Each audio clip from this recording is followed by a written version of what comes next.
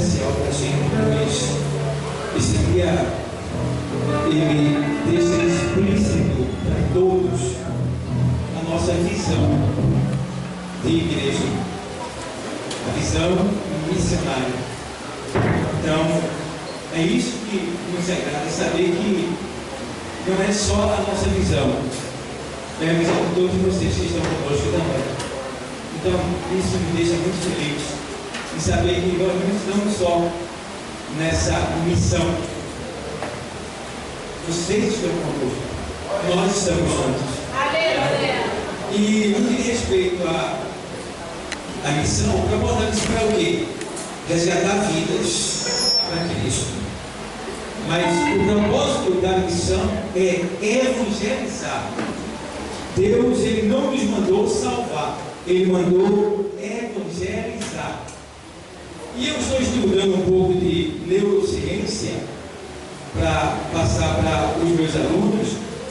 E eu fiquei muito feliz, até porque eu descobri algo maior do que eu já sabia. Eu entendi que após a morte, o homem tinha 17 segundos. E eu estudando, buscando, pesquisando, ontem eu fiquei feliz porque eu descobri que quando o ser humano morre, quando o ser humano morre, ele ainda tem mais 7 minutos no cérebro de vida. O coração parou, morte já foi decretada, entendeu? Mas ainda tem 7 minutos. Eu fiquei achei interessante, como que é 7? Então os cientistas descobriram que uma pessoa morrendo na máquina de ultrassonografia, onde ela fica transparente, eles descobriram que quando foi decretada a morte dela, parou o coração, parou tudo. No cérebro dela, lá o desenho, tinha lá, por 7 minutos, a reação química que traz a lembrança das melhores coisas do passado para a parte frontal do cérebro. Vê só.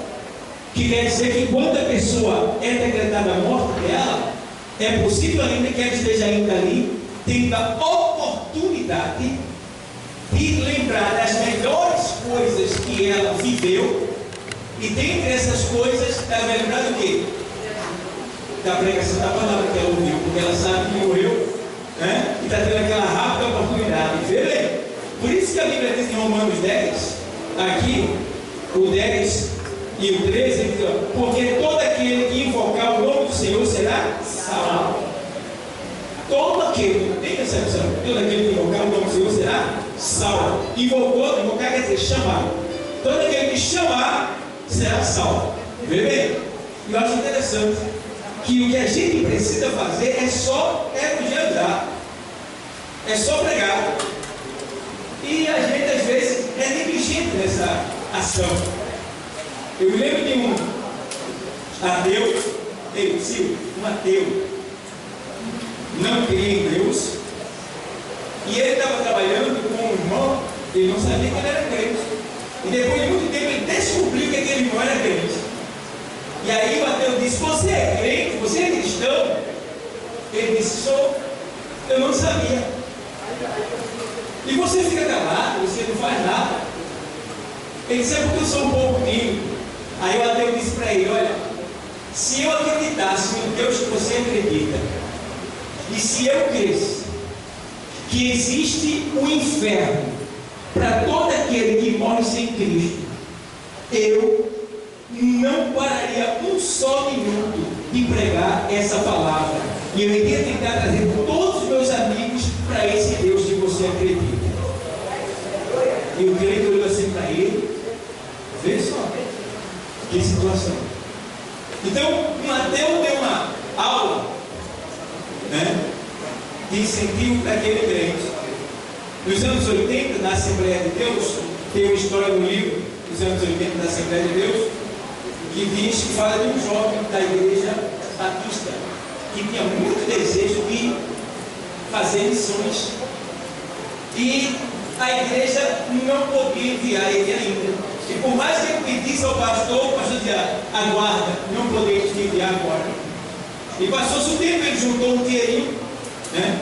Comprou lá uma Bíblia e ele pagou o aluguel de um barco, tirou as páginas da Bíblia ali enrolou, botou dentro da garrafa, deturmou ela, juntou 20 garrafas e alugou o barco e foi para alto mar. Chegando em alto mar, ele orou por cada garrafa e lançou as garrafas em alto mar e voltou. Passou-se o tempo, mais ou menos uns 3 anos depois, 2 anos mais ou menos, de 2 para 3 anos, em uma aldeia filipina, um homem estava pescando e lançou a rede. E nessa rede veio uma das garrafas. E quando ele pegou a garrafa, ele abriu, tirou e viu que tinha um papel escrito, mas ele não entendia. E ele disse: vou levar para a aldeia porque o Deus das águas quer falar com a gente. E ele levou para a aldeia e o chefe da aldeia também não entendia o que estava escrito naquela página. Mas tinha um missionário que estava ali nas Filipinas há 5 anos e não tinha ganhado uma alma ainda. Que sofrimento!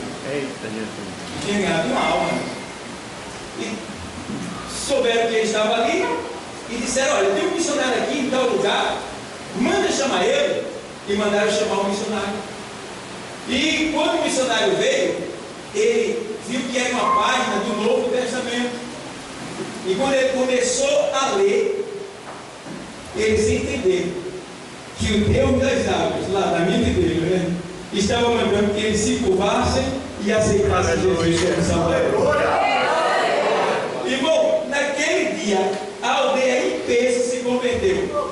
O missionário deu um salto de alegria, mandou cartas para a missão, dizendo: olha, manda a Bíblia para cá, porque as Filipinas estão se convertendo em peso. Isso sabe por quê? Porque um jovem, ele sentiu o desejo de evangelizar.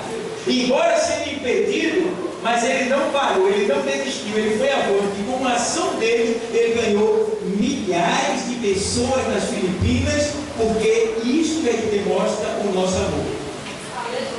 É quando a gente não para, é quando a gente vai avante.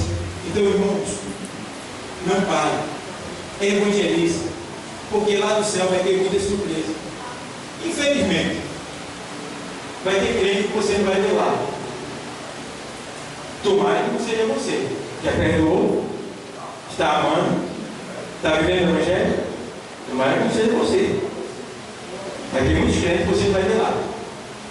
E tu vai chegar lá e tu vai ver lá cachaceiro, prostituta, ladrão, pedófilo. Tu vai dizer: tu está fazendo o que aqui, rapaz? Mas já tenha sido evangelizado. E na hora do vamos ver que o bicho pegou. Ai, meu Deus, tem misericórdia de alma! Aí chega aquele homem de branco, me leva. E aí você vai entender lá. Por isso que eu dizia para você: evangelize, prega. Tem muitos que estão diante da luz e não vão estar lá, porque diante da luz estão vivendo em trevas. Então, vigia, tenha cuidado, tá bom? E evangelize, não pare. Nosso objetivo aqui é missões. Nosso desejo, nosso sonho, nosso objetivo, nosso almejo aqui é missões. Esta é uma igreja missionária, porque Deus é também missionário. E veja que ontem ele veio para cá, para fazer o que aqui? Missões. E voltou e entregou em nossas mãos essa responsabilidade. Então cabe a mim, cabe a você, cabe a essa igreja, de modo geral, fazerem missões, investirem em missões, orarem pela missão. E aí sim, Deus vai ser agradável ao nosso serviço, vai nos abençoar e nos prosperar e nos mandar recursos financeiros para a gente patrocinar a missão. Amém?